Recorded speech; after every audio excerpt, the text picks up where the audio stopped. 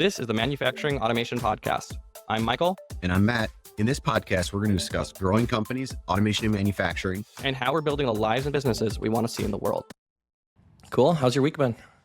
It's been good. It's been another week of sales and HubSpot migration. We've gone through, so we have 1,900 and some change for leads in our HubSpot account. So it was auditing that all week, going through, sending lots of emails with existing people in there, and then just making sure that they're in the proper tracks because we have so many verticals. And so make sure people that are wanting automation from us aren't getting embedded hardware email educational content, because I think that'd be a good way to lose some leads. So that's been a lot of it. And then sales proposals. I was a little late to this call because I definitely got hung up on a massive proposal we're working on.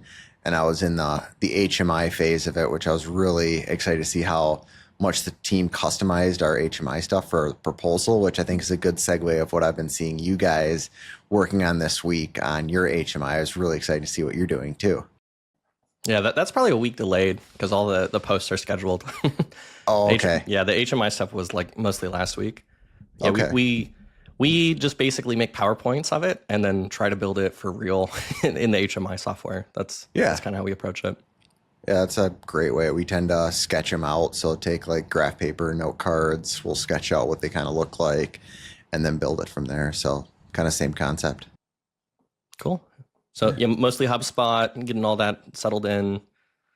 That was 80% of my week. I mean, I went through almost all of our leads or had some point of like, all right, which of these people do I remember talking to, making sure that those notes still exist, because there's always that big concern that you lose some data. There's a lot of value in your leads.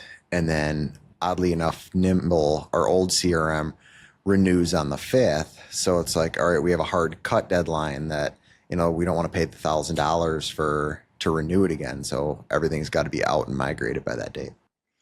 Yep. Sounds fun.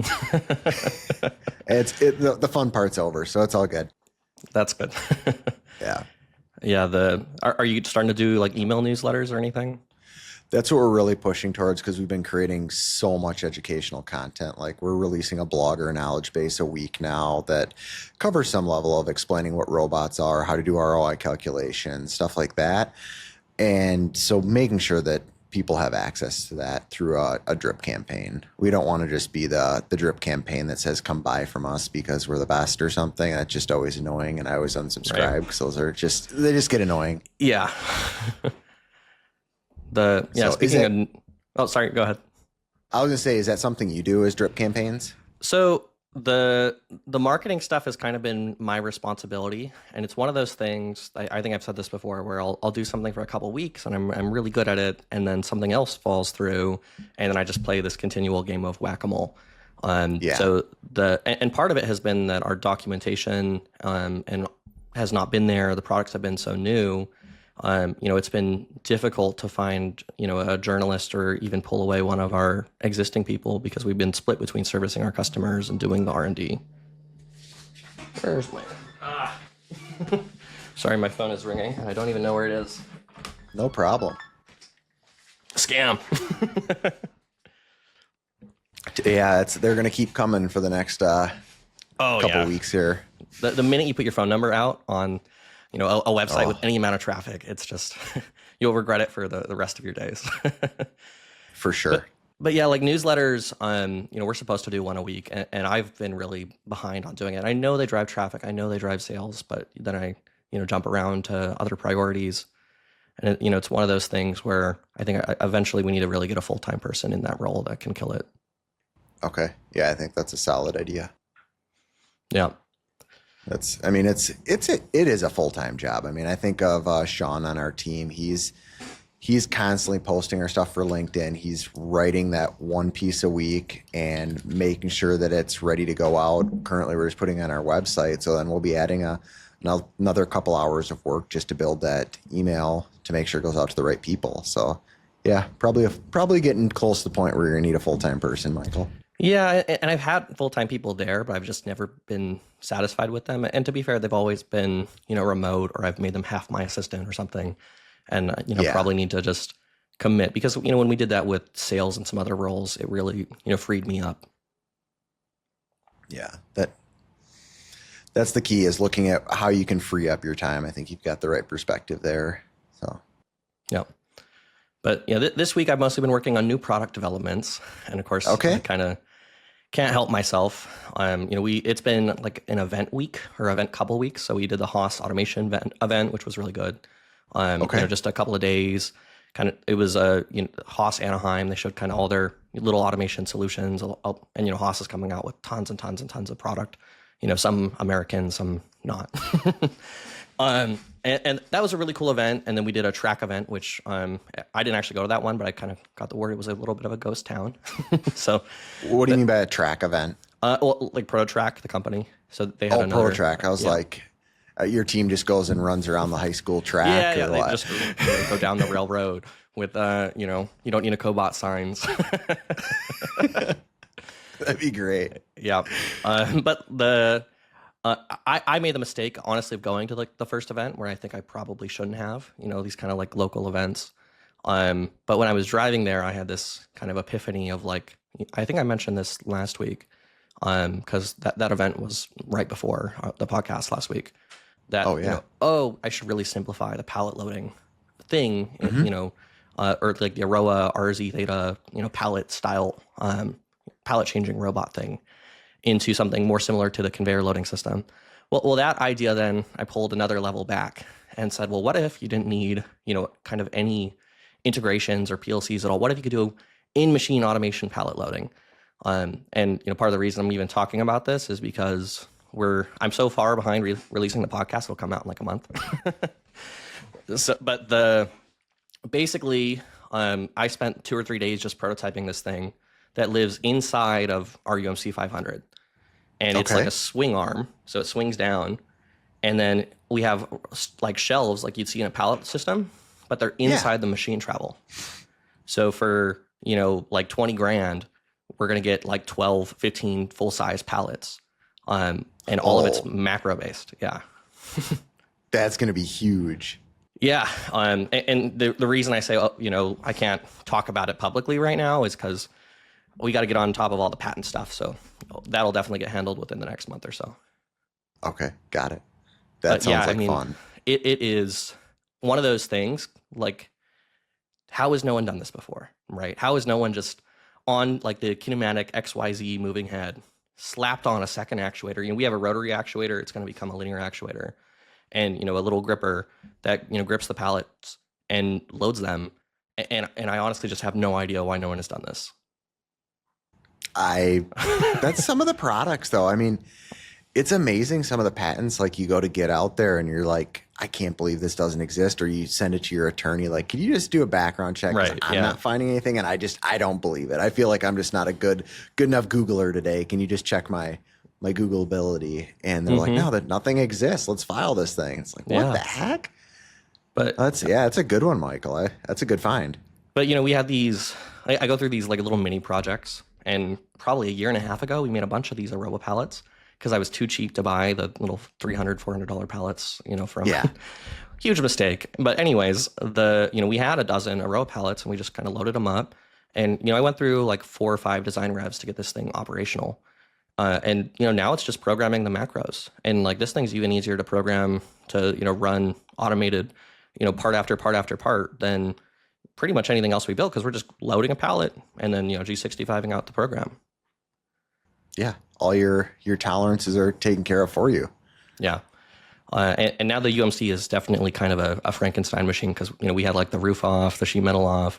I want to see pictures. You got to can you send me some of these offline? I can send you a photo. Well, we got the conveyor loading system. We have our own custom auto door. We have light curtains on it. Now we have an internal pallet loading system that we can pull off. Like the shelves like kind of slide off, like they slide together like a McDonald's Happy Meal box. Okay. Yeah. And they pull off and then you can use the conveyor. But I'm just like, I look at this thing and I'm like, how has no one done this? We're going to get right now the current iteration, which is going to be phased out literally in a week for the next version. We're getting 6 pallets, and, the cost for us to build the system, without the 0 point and the rotor union and everything, it was like $6,000. And then, when we go up to add the linear actuator, now we're going to get 12 or 15 pallets. And, I look at what's in the market now, like, Trinity has a 12 pallet system.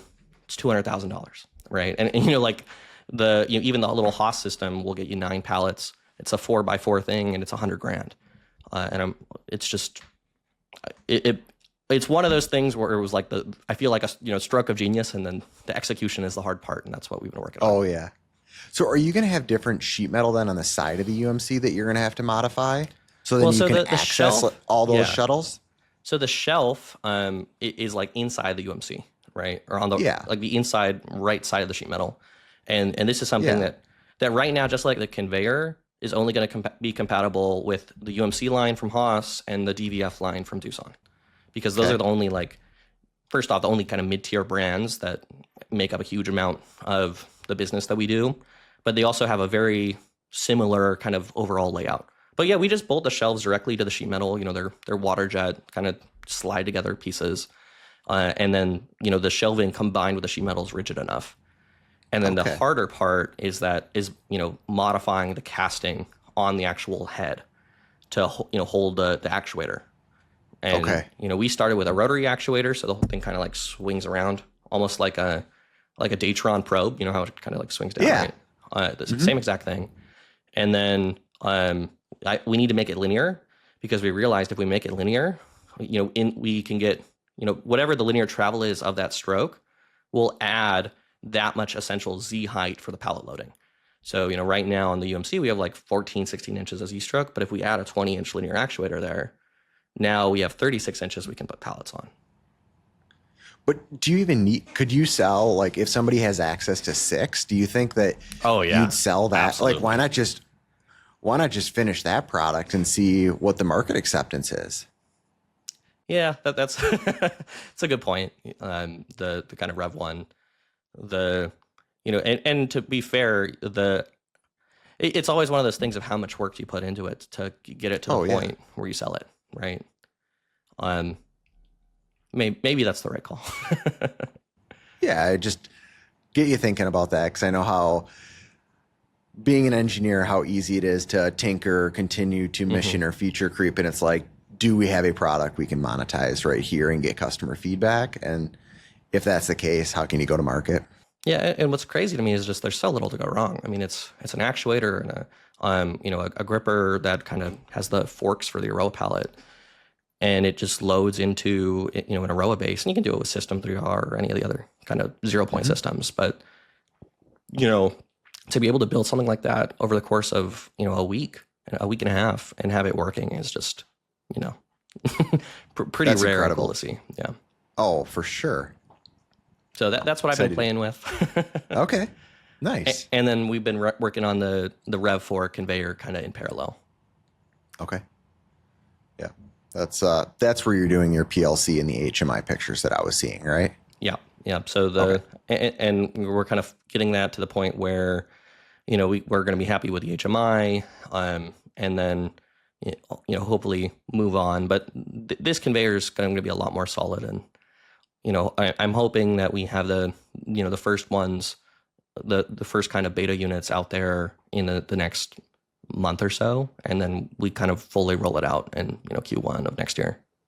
Okay, that's just around the corner. So I know it might be too optimistic of a timeline, but I'm sure going to try.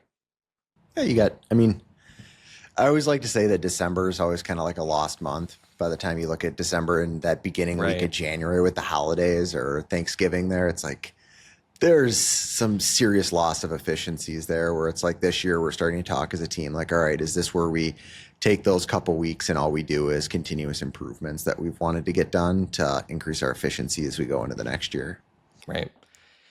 Yeah, that's tough. And it always depends on if we get a surge of orders. There's always people trying to slip in their Section 179s at the end of the year, which can make things, a difficult sprint before that. We give everyone like a week long time off, which, is really 9 days. And then, of course, people use their PTO to essentially extend that, which, makes the holidays hard. Okay. What do you mean by, so you give 9 days for Well, just, no, we give 5 days, but that's a 9 day stretch that no work is happening, right? Because you have the weekends on either side of it. oh, I see what you're saying. So, So you give off that whatever, full week of Christmas. yeah, whatever, Got it. wherever Christmas lands, and if it's a Saturday or whatever, then we go the week prior, week after. And we give that 5 day stretch off, and then, some amount of people are going to use 2 or 3 days PTO. So then, it can be like a whole half month where, you might have multiple employees not working. Yeah, I get what you're saying. Okay, that's definitely a challenge to work around. Yeah. I'm curious and if you'll keep that moving forward. Yeah. Everybody loves it, and I need it too, which is we always go down to Colorado and do a little bit of a snowboarding adventure during that little stretch. Okay, nice. It's good to unwind. So where in Colorado do you go snowboarding then? Well, last year we went to Aspen. Okay. Before that, we would usually go to Copper. Okay, nice. I've never skied or snowboarded. Ever? Never. I've never done either one. Like I've done water skiing, I've done wakeboarding, I've done kiteboarding, I've done like all the warm weather ones, but I hate being cold, so I've like never gone out of my way to go skiing or snowboarding. You don't get that cold. It's not too bad. That's what I've heard. So I definitely need to do the that cold. sometime. I hate the bad weather. I live in Los Angeles for a reason. Yeah. So I'm not a cold weather person at all, and I'm okay because you're moving around like crazy, right? Yeah, that makes sense. You have to go on the coldest day of the year. And maybe we'll have to figure out a way to meet up in Colorado one of these days and go snowboarding. I'll have some broken limbs to talk about on that podcast following week. Yep. I actually used to ski, and I got such bad ankle problems that I eventually moved over to, because I sprained my ankle during COVID because I was in a little hiking group, and then it became like a thing where my, ankle, I kept not resting the amount I was supposed to be fair. Yeah. So, I sprained my ankle like 5 times in a row. And then that got to the point where if I was on skis and I would go like 30 miles an hour, my left foot would just start shaking. And then you get speed wobble in your ankle. Yeah. It's like the motorcycle death wobble, but on skis. And then, all of a sudden you're tumbling down a double black diamond, and it's like, and that happens more than a couple of times. And you're like, okay, I need to stop this. Yeah, that's a solid reason there. Okay. Yeah. Yeah. Curious to hear more about snowboarding. Well, anyways, other kind of back on topic. Yeah. I'm doing something a little bit weird, and I thought I'd sanity check it. Okay. You don't listen to a lot of the other podcasts, do you? Like the similar-ish machining ones? No, I'm more like audiobooks is what I listen to. Yep. I've been getting into a couple podcasts lately, but I haven't listened to enough of them on repetition to say which ones I could give any feedback on. So that there's like business and machining and incremental. Those are kind of my and lean built. Those 3 are definitely my favorites. But business and machining, they talk about this idea of like days off in the shop, right? Where they go and take days off to just try to make improvements, and kind of it's almost of like, I'm not here, don't ask me questions, and I'm going to do what I want. And I've tried to do that for a while. We had like Thursdays or Michael's R&D days, but then of course inevitably when someone had a question. You're still there. With my ADHD brain, I go and now I'm solving a problem that somebody else is fire for 2 hours. So what I've decided to do, and this is kind of the first week I'm really doing it, is I'm intentionally taking a day off, which is going to normally be Fridays, but not this week. And then I'm going to take Saturday off. So my weekend's going to be Friday, Saturday, and then I'm going to work Sunday. And the idea is that, I have my day off where I can do the R&D thing. Nobody bugs me. Maybe I have somebody who wants a little bit of overtime come in to help with the project or whatever. But then I can just focus in and work on, either improvements or video content or some crazy R&D project. Because, I think even last week I said I was going to work on the weekend and you told me not to. and I did. Well, you gave me, you harassed I know. me the time that I said I was going to. So I had to return the favor. And it was well deserved, but I kind of thought, hey, what if I can make that, almost systematic? Yeah, I think that's Google has a theory on like 15% of time is what people should be focusing on, new products or improvements for the company, not just doing your day-to-day tasks. So basically that comes down to a little bit less than a day for you. Just round it up and call it a day. I think I'm curious to hear how it goes by doing it over the weekend like that. It might actually have some other impacts that you won't be anticipating because now the team's not going to have you on Fridays. Right. So you'll start seeing points where the team has constant questions that you were just falling into, and how do you educate them so they don't need you on that? So it might allow you to actually get more free time in the shop while you're there too, if that plays out. That's a theory. I'm curious to see how that Right. plays. Yeah, and it's kind of a where's my time going too? Because if I'm there on Sunday and I'm making constant SOPs, absolutely. If I'm just doing the crazy R&D projects, I'm probably creating more chaos than. Yeah. Obviously the way to smooth out a business operation the most is just to do exactly the same thing over and over, which is kind of the exact opposite of our culture, which is it doesn't work for our size of business. Everybody's got to have flexibility. But have you tried ever just auditing your time? Like take 1 to 3, 4 weeks and you just see where every 10, 15, 20 minutes goes and write that down and look at what can go off your plate. I really should do something, like a time study or something on myself. I have it like on my right screen. I'll do that at least a couple times a year. I've done that over the last, I'd say since 2020. And I just go through, all right, this is the period where I'm going to audit myself and I see where my time goes. And it is amazing to see how many things just have trickled in over your growth that can be very easily offloaded. Like right. I can use one like example as yeah, that would, I mean, but you'd have a solid number to it. So now it's like, all right, this is 4 hours of my time. Michael's time is worth X. Can we find somebody to do that for less than X? Right. I mean, simple one for me is getting like at the end of the month, there's always scanning in QuickBooks receipts. That's something I've just always done. I've never offloaded. Right. It's like every time I look at it, it's like, oh, I'm just going to continue to do it. And it's like, all right, now I've got a mountain of receipts here and I've been doing this for the last several years and it turns into an hour-long task. Let's get somebody else to help with this. Oh, for sure. Yeah, I offloaded that one a long time ago. Yeah, well, I'm just using a simple example of one that's like, I don't know why I'm still doing it. Because I think probably because my virtual assistant that handles most of our accounting is in New York and I'm in Wisconsin. So I have to mail her the receipts, which just always is like, this seems too inefficient. Where now we have a different PO process where somebody's using QuickBooks internally and now that person can do it. Yeah.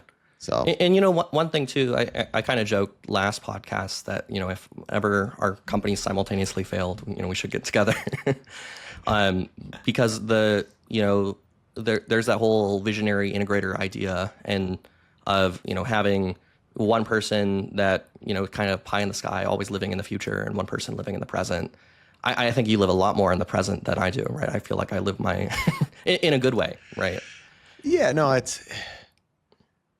say that has been a bit of a mind shift for me because I will say I used to chase a lot of things or live too far in the future. And that was when I got that Merlin Advisors. That was one big thing they forced into me is the wrong way to put it. But they're like, Matt, you are your biggest enemy of scaling this business of where you want to be. Our number one goal, like they met outside of our meetings and like figured out what they wanted to get me to focus on. They're like, we need to keep you focused on just doubling this business a couple times here and rinse and repeat what you're doing and not letting you get distracted on some of these new ideas that you have or opportunities that come across your plate that just aren't going to be fruitful or are too much of a distraction when there's so many opportunities in front of what you're doing in the day to day. So long story short is I've definitely chased like, all right, can I buy this business? What if we rolled out this new product? And it's like, we haven't saturated the market with what we're doing. We haven't. So hone in and focus on that has been my play for since we've really known each other. Oh yeah. Yeah. And that's kind of the thing I'm bad at, right?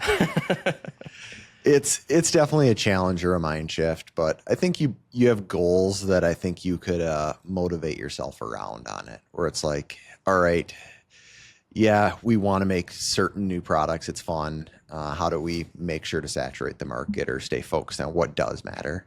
Yeah, I'm not saying you're getting lost. I think what's hard for me too, like, if I'm being really honest with myself, is that the goal isn't to, make a ton of money out of the business. It's almost like my goal of growing the business is so I can go make new products, right? So I can go do something cool and innovative. And, it's almost like the money that's coming in from, servicing our clients and getting good results for them is really, my motivation to do that is to go make the next thing, rather than focusing on the current business. And, if I look through my kind of business history, like if I was just kind of really good at focusing on something that was working, I would probably be running a very successful, aerospace job shop, right? And because, we were a job, and it's just like when I'm out of my kind of, I'll use the cheesy term from the audiobooks, zone of genius. When I'm out of that area, I kind of struggle. And, what that kind of leads me to think as time has gone on is like, probably I shouldn't be the one, in the business operations seat. And it's like, at what timeline do I get out of that spot and become kind of the CEO, CTO guy?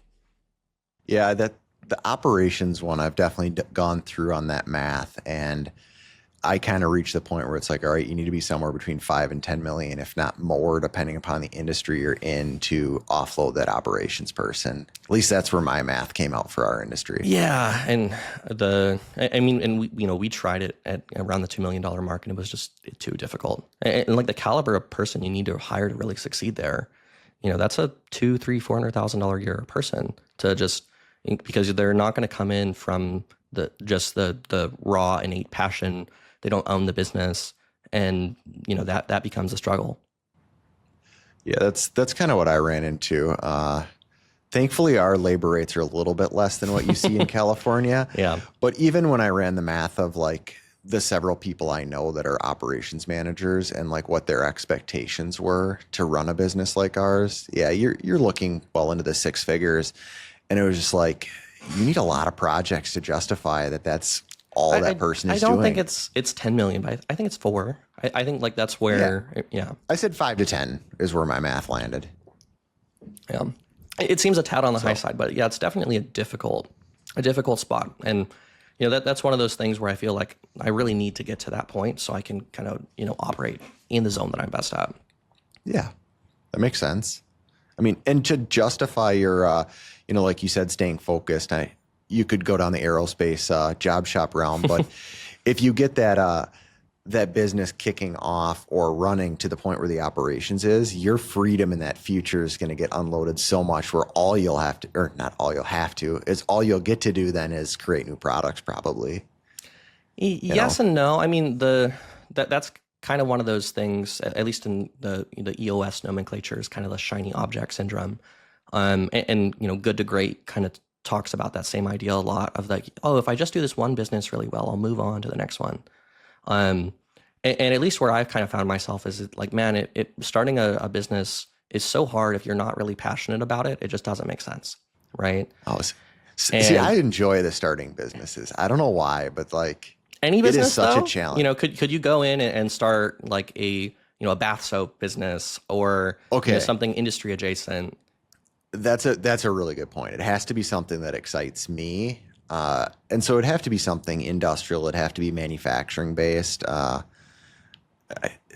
That's a really good point there. But yeah, I could see myself starting other businesses that are adjacent, so we could fuel what we're doing. But yeah, definitely not going to go start like a soap company. I guess I shouldn't say definitely. Well, I guess you never know. Me, yeah, like the job shop business help or something was someday. the soap company. Like it paid the bills. Like I could have grown and made more metaphorical soap. And I kept making decisions of like, no, we're going to totally change everything we're doing and totally upset this. And I took the one stepping stone of, okay, now we're an engineering firm. And then, that now we're an automation company. And I finally feel like I've landed in the right spot. Yeah. Yeah. Automation is a total addiction because it is like product development because there's so many engineering challenges you're having to tackle. I guess I shouldn't say it is product development at the end of the day. So it's so many engineering challenges, cross collaboration. It's not just mechanical systems. It's everything under the sun for engineering. So it's definitely a blast. I agree with you there. I talked about inventory systems a little bit last week. Mm-hmm. And you guys said you were on like basic Kanban or?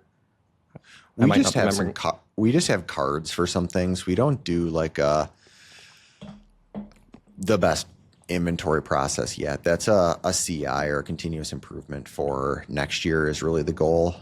So early 2025, we want to go through and figure out better way to inventory our stuff. Otherwise, we're typically order to build is a lot of our stuff. And then we have miscellaneous pneumatics and electrical components that we do inventory, but it all fits in 100 square feet. It's not much inventory. Yeah. So we moved to this system. I think I mentioned it, like Arta Cards. It's one of Yeah. the incremental guys. It's $350 a month. But we built out what we thought would be a pretty robust Kanban system, and then they went and did the demo with me on the call, and I was like, wow, you built everything that we failed to build over a 6-month span in this nice little neat package. So we're going to start to implement that and see how that goes. Yeah, I'm curious to hear about that because we've definitely been following their social media because they do some good Instagram posts around it. So it'd be nice to hear another real life person that I know using it. And yeah, what was cool too about actually talking to them was we talked a little bit about pricing, and they were very they know they're kind of early stages, and we're talking about what should our pricing be. And I was kind of reflecting, like, as we right now are raising our own prices, and I've kind of landed, hey, like the best company for us to service is, the company roughly 10 times our size right now, right? And that won't necessarily stay true as we grow, but, the going after the companies in the, $1 to $3 or $4 million size, like our own, is difficult because you still have some of that bootstrap mentality.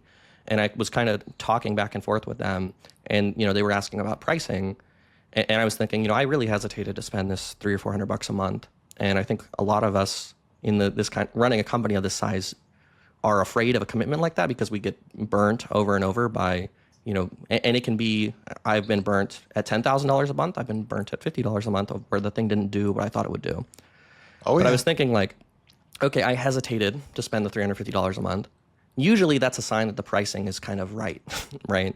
In that, you want to charge the customer essentially the most money that they'll tolerate paying while still Oh, not yeah. being unhappy. And I realized that, they are, I think they still are going to need to move up market because I'm probably still too small to be their kind of quote unquote ideal client. But also it feels like the pricing structure is perfect for companies our size right now. Which, yeah, is probably their target because you're going to be the most willing to give them feedback if it's not working, where the companies that are larger are Right. going to say, this just isn't working. We need something different. Yeah, that's a really good point too. They're probably in a good stage to do that for the next year or so, and that's probably when you crank the knob.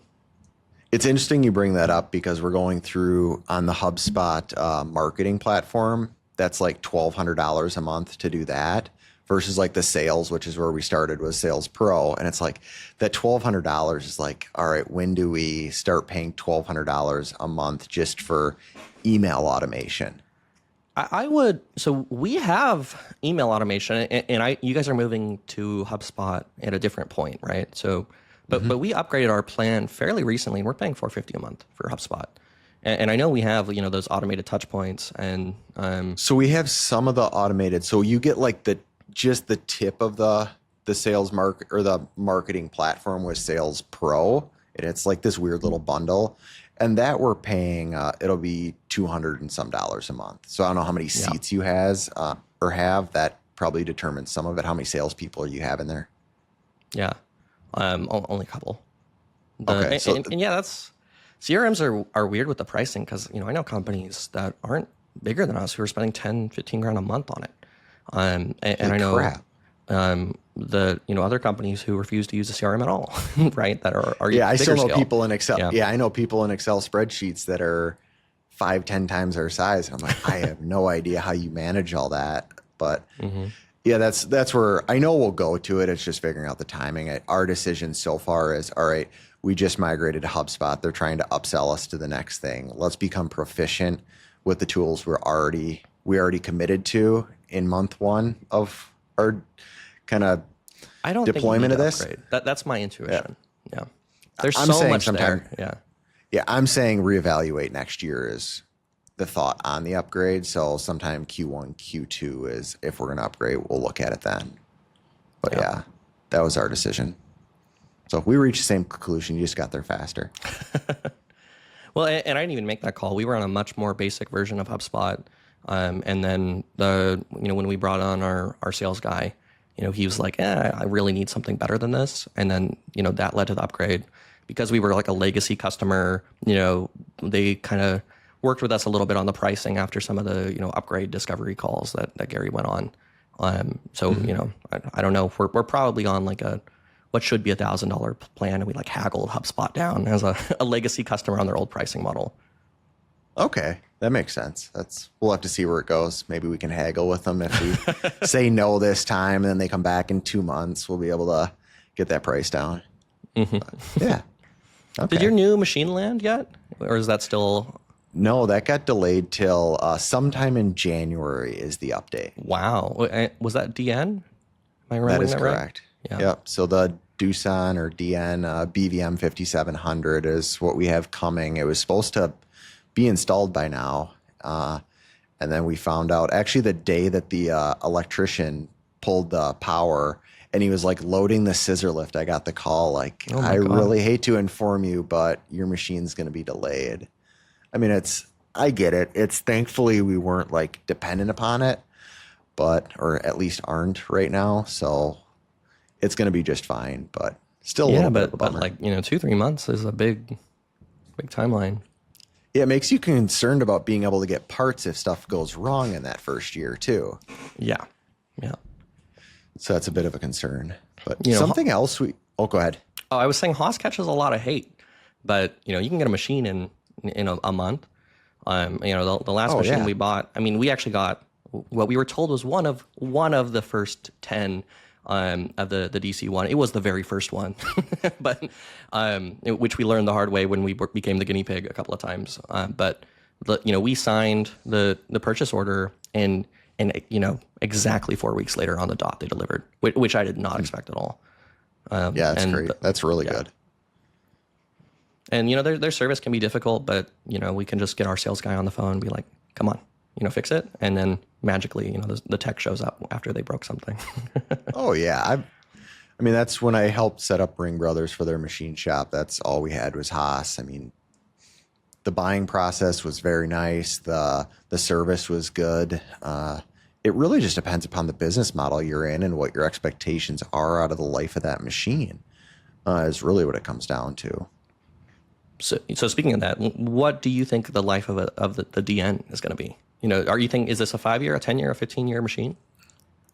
I'm basing it as 7 years. I'm going to depreciate that over 7 years is the way I'm going to look at it. And if I'm not having big maintenance bills past that, I'm going to be more than thrilled. But I've never owned a Doosan before, so I don't know what to set my expectations at. My theory is kind of base them like a Silverado or a vehicle at that point then. So 5 to 10 years is kind of that window you typically own a new truck. So that's kind of what I'm basing. I think we talked a little bit about spindle utilization. You guys don't have crazy spindle utilization, do you? Like, no, not right. Is it 5%, 10%? Do you have a broad strokes idea? Yeah. Yeah. Are you saying, so single shift, how much does it get utilized? Mm-hmm. Yeah.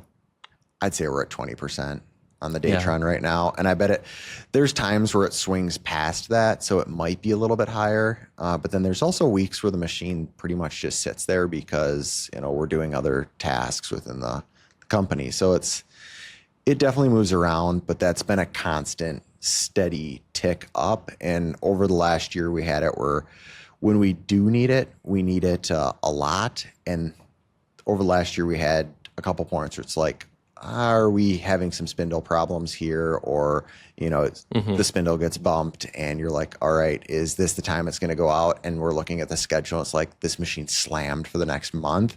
Now, what do we do in that case? So I guess saying that, considering we had it overbooked for several months, we're probably closer to 30 to 40%.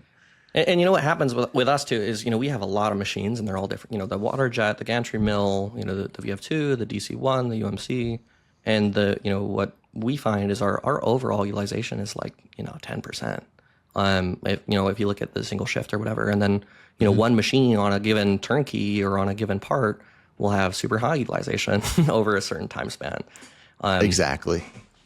but we also need all the machines to do the R&D because we don't have the right machine platform, and it's just what are you going to do? How do you test the thing? No, that makes a lot of sense, and that's the Doosan's been part of that. It's like, all right, how do we get spindle redundancy, but then how do we get some access to some other things? Like, it's a really weird thing to say, but rigid tapping would be really nice on a Datron. Like the amount of holes and threads we put in parts, and it's like, oh my gosh, that's oddly enough one of the reasons it's like, all right, when we were evaluating machines, like, all right, do we just get an ML, which was a solid consideration because we make a lot of large plate. Is like that the right bigger now, Datron? Like the cube? yeah, they make the bigger. The MX Cube is the same as the M8. The ML Cube is a bigger platform, but like right now we're sending out some plate that's 4 foot square. Where it's like, man, I wish we had a giant gantry to make that. When I heard that was getting sent out, I was like, oh, that sucks. But it is what it is. Yeah, the Datrons, what always got me, they're really expensive, aren't they? Like Yeah, you're looking at $250,000 to get into any of the larger platforms. The Neos are, I don't know, probably 150 today would be my guess. Yeah. So yeah, they're not a cheap machine. No. By any means. Yeah, and I think there's a lot to be said about that from a business perspective of just build something great and charge a lot for it, and I think that's what Datron's doing. Yeah, and I think it's because they have a high value solution. Like how fast we can set up jobs and run them through is just impressive. Like I wouldn't be surprised like the vacuum card. Oh yeah, the vacuum table with that setup that we've put on, and then you've got the aspect of how easy their HMI is where the real gain is. So you've got, you just drag a camera over, you draw a box around what you want to probe, and you probe it. Like there's so many things that just make that user interface so fast. Yeah. So. Yeah, I've always kind of been someone who wanted to use a Datron or wanted to buy a Datron, but it's always been then, but we could buy 2 or 3 hosses for that. And I get the math. Yeah. Yeah, I think the next one that we really want a large gantry would be the next mill that we'd probably get into. What we ran into when we were looking at this, like, all right, expensive. Yeah, that's the thing. I mean, we have the lowest end Haas gantry mill with kind of the normal options you would get. And, it was just under $300,000. Yeah, I really want the big Kitamura. Oh, like it's gonna be a lot more. Oh yeah, we quoted one out in parallel with the Doosan. It was like, all right, because I don't know, plate work is a lot of fun, and that's kind of a parallel that we run because we have so much idle time. We still run plate work for people. It's just because it sits there. So right. But we probably only at this point have 2 to 5 jobs at most a year come through that will run out of plate, and they're typically some complex micro machining parts. Yeah. So. Yeah, the gantry mills too. I would let you know, like if you have that open format, they're messy, right? You don't understand how many chips can get around. I mean, it's essentially like a water jet. It's not as brutal with the maintenance and running cost, but man, like we keep it in the other building with the water jet for a reason. Yeah, so that's why the Kitamura or that style comes up. Because they're fully enclosed? They are. Yeah, I've been around those gantries that are not, and you're spot on. It's a nightmare. Like, and then trying to sweep it, like, it just sucks. Yeah. It's and that one, doesn't even have any chip augers. You're manually moving the chips around, but it's kind of the cheapest 5 by 10 foot machine that you can realistically, machine steel and stainless steel. If you're machining aluminum, especially, it's like the world's best router, right? Oh yeah. But with gantry mills, it's if you have the money to spend, you can get something really awesome. But they're definitely a pain. Yeah, I'd like to save up for like a Kitamura or that style of gantry. Doosan actually has a really nice one they've come out with too. That's kind of that style where it's all sheet metal enclosed. So we'll see how this Doosan experience goes when it arrives in January, and that might skew our decision as well. Mm-hmm. Is this your first Doosan? It is, yeah. Who's your reseller? Is it Ellison or someone else? It is Ellison, yeah. Yeah, they've been really good to work with too. So, I mean, it's not they're not the ones that delayed the machine delivery, but the way they delivered the news was very well appreciated on how they went about it. So yeah, really good experience with them. Yeah, that's good. New machines always exciting. Oh yeah. You have anything new on your horizon for machines then? Well, the newest conveyor is getting built.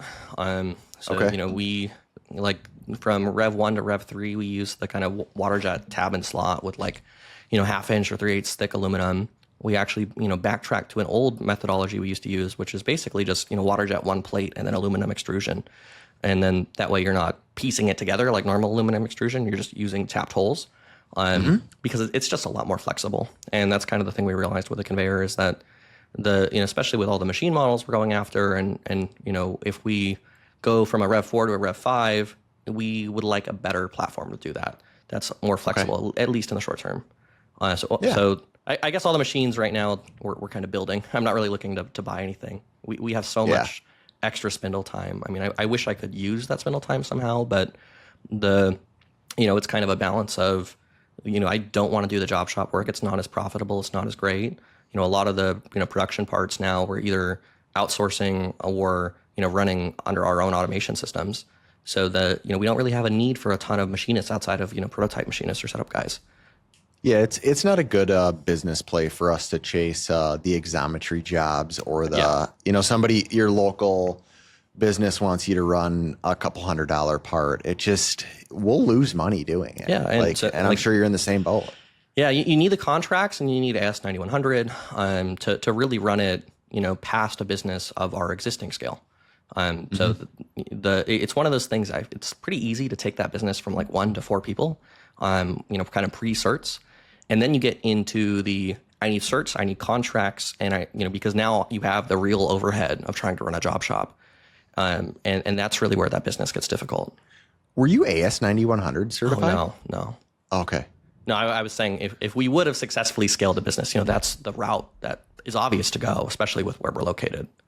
Oh yeah, that makes a lot of sense. Okay. That was like if I was a good operator in that position at that time in my life, like, if I was just a business genius and not, I think a really good R&D guy, that's what I would have done. I would have, done the AS9100 thing and just, tried to grow with those clients. But at the end of the day, it's just not what I'm good at, right? Okay. No, that makes a lot of sense.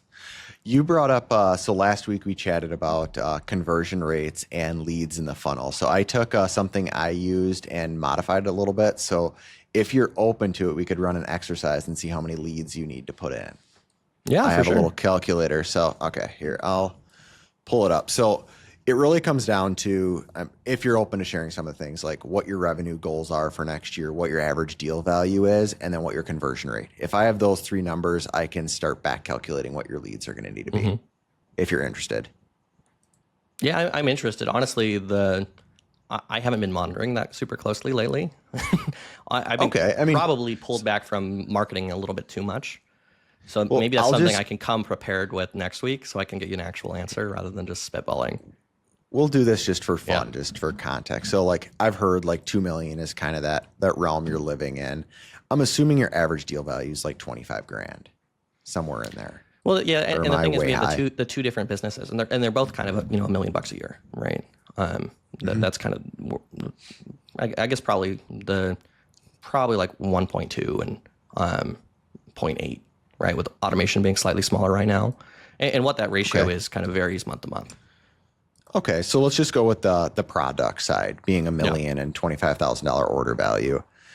Do you have any idea what conversion rate is? 3 to 6% would be my guess. I have no idea, to be honest with you. Okay. Yeah. I mean, just if it's here, we'll go with 5% here. That's a total of 800 leads you're needing to bring into your business on the annual basis. Yeah, and I think too that probably where we need to continually focus in is on the higher value leads.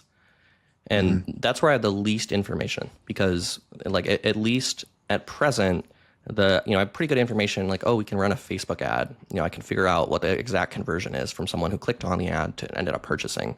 I can, calculate return on ad spend. And that's what's so nice about running a smaller value product is you can just, money in, money out. And, and we really pushed on that lever until the ads stopped working, and, Meta's, I think it's just been flooded with bots, honestly. I think that's just the common theme. Like for product based, like we've talked about stuff I've ran in the past for ads like that for consumer-based products, and it's like it seems like as soon as you figure out that recipe, the game changes and you go back to zero. And it's like this constant loop where it's like feed in, feed in. Oh, I've got it figured out. And you have a couple months of just like, oh, I'm a genius at this point. I'm just printing money. And then it's the rug just gets ripped out from every under you. time. Yeah. And it has happened with these, quote unquote lower value. And I'm even talking about like our $600 tumble baskets. That's one of those things that, we can sell 50 in a month, and then the next, month we'll sell 2. It's just crazy in terms of what the algorithms decide, what ad they decide they're going to run and who they decide to show it to. And, you have very little visibility. And then, you are kind of like working in this black box, turning knobs in random ways, that you think has a reason, right? And then you cross your fingers and you find something that works. And then 2 weeks later, it just stops working. Yeah, it is frustrating. PPC is it seems like a spot just to burn cash. That's why we spend so much energy on SEO, but it takes a long time and a lot of investment. So it's like, now if they change the game on that, which they're going to again, right? Yeah, with all the AI that's playing, the amount of garbage that people are just kicking out, it's just ridiculous. Like our marketing company just showed us this tool where people are taking their blogs or knowledge bases or content on their website, and you feed it into this AI software where it turns it into 2 people talking about that, and it sounds like a podcast. Well, yeah, that's like, it is eerie. Like, okay, this sounds like 2 real people having a conversation like Michael and Matt about how there's these types of industrial robots and which one makes sense for your application. It's like, oh my gosh, it's crazy. That is kind of terrifying.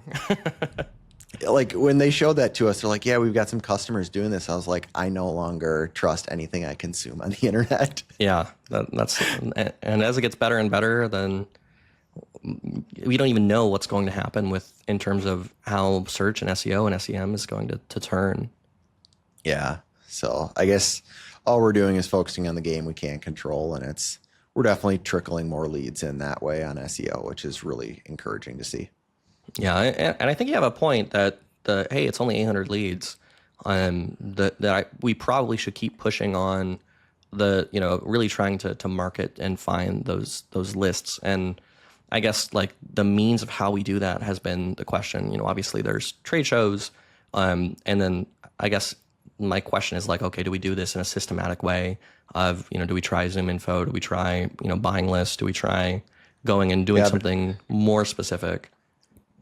I've never bought lists. I've always wanted to have like a conversation with somebody. So, all right, they're going to either come in through our website, we're going to engage them on LinkedIn, or we're going to meet them face to face at a trade show. Well, yeah, but that's the thing is that's not really top of funnel, right? So like if they're booking through your website, they're already aware of you. There was already some kind of touch point there. And I guess that's where once people are in our funnel, we don't have a problem closing them. It's getting enough people into the top of the funnel. See, and I consider website SEO as top of funnel. Like they're going through that process. I think there's just different going to a trade show is top of funnel. That's cold still. Like now that you've talked to them and you've gotten to them, I might agree that you're moving them a little bit into the middle of funnel. But some people you meet at the trade show, they may appear very warm as a very good lead, right? But then you get talking to them later and you're like, oh, I didn't ask this question. You're not the right fit. So yeah, maybe they're in middle of funnel still. But I still think trade show SEO is still top. I think probably the answer for top of funnel is kind of in between, because it's like there is, I might Google SMC actuator, right? And I click on the Google ad that says SMC, and then I buy something. And then, if I check out as a guest, that shows up as, a top of funnel new lead that converted, and it, goes into your ROAS calculation. But I was always going to buy that particular SMC actuator, right? Like, yes. So I'm really kind of mid funnel, but it looks top of funnel. So I guess we can kind of differentiate it and do like if someone's looking for a spindle gripper and they know us and they Google, gimbal spindle gripper, they click on our ad, they buy a gripper. Were they really top of funnel, or were they mid funnel and we didn't know about them? I guess I'm probably getting too far in the weeds, and these are questions that don't matter. No, that's a good context though. Is it's yeah, new existing customers, or have you had engagement with them to be educated? So yeah, you have an interesting point on how that happens because yeah, we might talk to people at a show. I mean, we have this happen. I can use an example where we met somebody at a trade show almost exactly a year ago. We then saw them come in through an email or through our form right on our website, then hits as an email. And it's like, oh, this is a new lead, local company, really cool. Like, oh no, we met you a year ago at a Right. trade show. And it's like, oh, and we go back in our CRM and it's like, we do. It's just for some reason your name was a little bit different. So something was missed. And it's like, gosh, you know, it's, I thought it was a huge win that the website kicked that out, but it's like, yeah, there was some other touch point prior. Yeah. Yeah. And I think this whole conversation is reminding me like I need to be more disciplined and systematic with marketing in general, right? And in various ways, I think that actually means, pulling me out of this more aggressively. And also, kind of going back to the one book, Dan something. But, the Martell. idea, Martell, yeah. The whole something 80% done by something else is 100% awesome. I got to learn, okay, give it to the podcast editor. And if it's 80% up to my standards, just ship it, right? To stop being the perfectionist who then doesn't ship enough. Yeah, it's definitely a battle that I think we all fight with is, and even, we want to hire team members that have that perfectionism or level of detail and quality within them too. So it's really a battle or a balancing act to figure out, where do you give? Because otherwise that's just a slippery slope where it's like, this is 80% up to my standard. And then it's like, oh, this is 80% up to my standard. Now we're 80% of 80%. Like, geez, when are we going to stop this? Yeah. And I keep coming back to this, and I think it's because I'm, there's some things you have to really be taught and learn about yourself. And I do think, at least from my conversations with you, I think you're a better manager and like a better delegator than I am. And I don't know about that. You're probably hard on yourself. I'm incredibly hard on myself. So, but one of the things that can be difficult for me is like, before the initial stage of doing something new is always hard because, you know what you want as the outcome, like I know I want to create the podcast, right?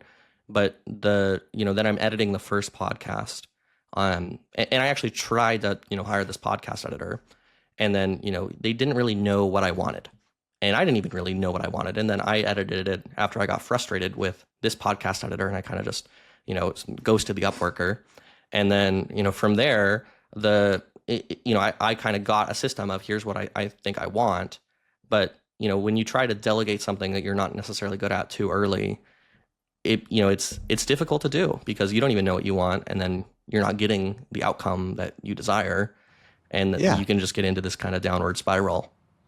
I can completely agree with that or relate to that because definitely been in that where it's like, oh, this is what I expected. But it was my fault that I didn't communicate those expectations right. And it's like in the moment you're so frustrated, like, why didn't you just know this? And it's like, just calm down, Matt. Like this was your fault that you didn't set some expectations or clearly describe something or assume they'd reach this. Right.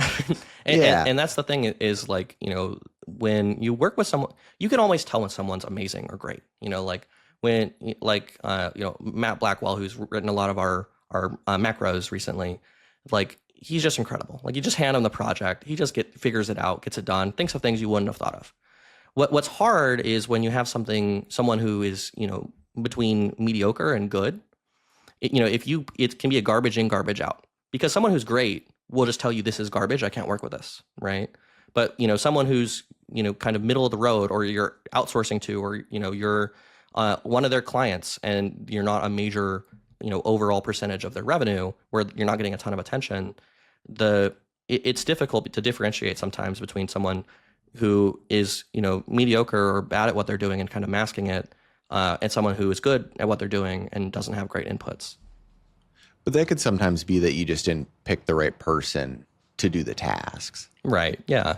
No, I definitely hear you on the point where like, there's been times where I didn't know exactly what I wanted. And so I kind of gave the high level zoomed out scope and the team members come back with something that's like, holy crap, this is way better than anything I Oh yeah, anticipated. yeah. Like, and so you get both sides of that coin. So it's like, all right, it's just worth the risk because there's these times where it comes back so much better than I anticipated. Like, don't even know how you got Right. to that solution, but awesome. And then there's the times where it's like, okay, there's clearly missing the mark here. And it's like, all right, let's just do it again. Yeah, and I'm with you on the internal team, and I think I probably see this more as a problem with like outside vendors, or the people you're paying as consultants who are doing kind of more work in fits and starts, and you maybe don't have as built out of a relationship with. Yeah, and see, we don't do that's kind of a staple of our vertical integration or our single source guarantees. It's like that's been a huge portion of how we've grown our business is how do we become as self-reliant as possible? Because those are the pains I saw everywhere else I worked was like we'd send stuff out for this was our contractor for X, this is our contractor for Y. Right. And then at the end of the day, I felt like I was just managing all these contractors that were missing expectations. And it was like, that's how we ended up vertically integrating at Ring Brothers was got very frustrated in a meeting where a supplier was raising rates, missing deadlines. And it was like, why are they still our supplier? Yeah. And like after that meeting, we never purchased from them again, and we brought all of our SKUs in house. Like, but that's not always the best breakdown. Maybe I'm just saying that Matt's a control freak on something. No, and to be fair, we've done the same thing. We've insourced a ton of different stuff. We've really have minimized the number of contractors and outside people, and made it mostly internal staff. And I guess that's kind of where those are the places I still struggle, where it doesn't justify having an outside person, but I shouldn't be doing it. What people on my team shouldn't be doing it, but it still needs to get done. Right. Yeah. I can think of a couple things that are definitely some pain points. The one is frames always for us. So we don't weld any of our big frames. We typically have all our extruded aluminum cut to length. And I swear those things drive our lead times or make us miss deadlines on what we want to deliver to our end customer more times than I'd like to count. And it's like, all right, you've delivered on XYZ. How does it continue to miss? Even we bake into the timeline that, all right, this is going to take 12 weeks and it still misses the mark. It's like, good grief. Is that something you can just swap vendors easily? Is it something super difficult? We've swapped vendors. We've swapped different materials. And it's like, it seems like every single time it comes back to that same like 12 weeks plus. And it's like, why isn't this a month? Like, that's what it seems like it should be. And one thing that's hard too is, there's certain industries that, and being a job shop, especially a small one without certs, can definitely fall in this with if you don't have a specific niche, where the way to run a business is actually like, and quote unquote succeed is to kind of, run it as like, if the margins are tight enough, then you'll get this thing where the incentives aren't there, and you get, people in their garage running parts, and, the customer service and shipping on time, and all these things fall by the wayside. And it turns out the way that people are succeeding is by pushing out, timelines and, playing games with their customers in ways that suck. And then you have industries like, like trucking is one that comes to, trying to LTL something is a nightmare. Oh, and and I'm wondering if it's something like that, Matt, where you have all of the vendors who are still around, they all kind of suck in the same way because that's the way that the business, succeeds. And that's the survivorship bias. it could be. So yeah, we've quoted out to several different suppliers, same pains, if they even quote it back sometimes. Right.